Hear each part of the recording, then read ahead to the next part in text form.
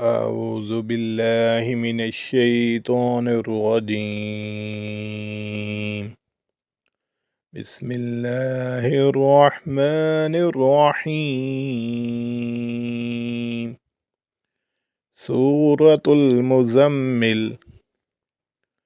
يا أيها المزمل قم الليل إلا قليلا نصفه أو انقص منه قليلا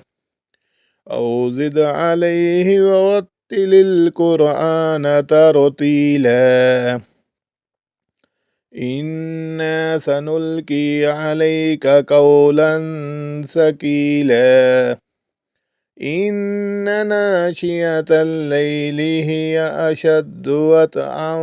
وأقوم قيلا إن لك في النهار سبحا طويلا واذكر اسم ربك وتبتل إليه تبتيلا رب المشرق والمغرب لا إله إلا هو فاتخذه وكيلا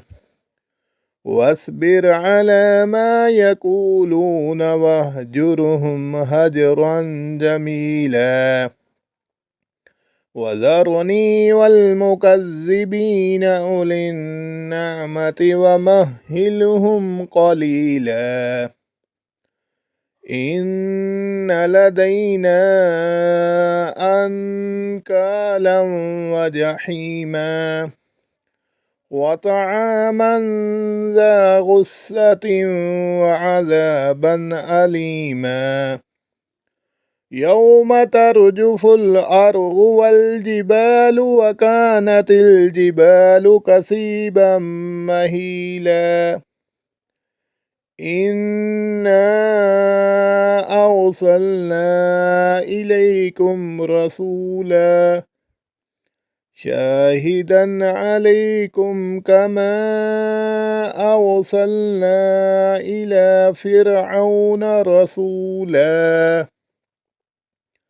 فعصى فرعون الرسول فأخذناه أخذا وبيلا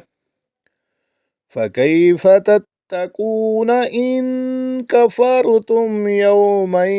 يجعل الولدان شيبا السماء منفطر به كان وعده مفعولا إن هذه تذكرة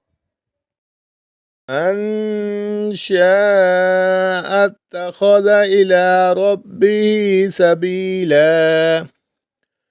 إن ربك يعلم أنك تقوم أدنى من ثلثي الليل ونصفه وثلثه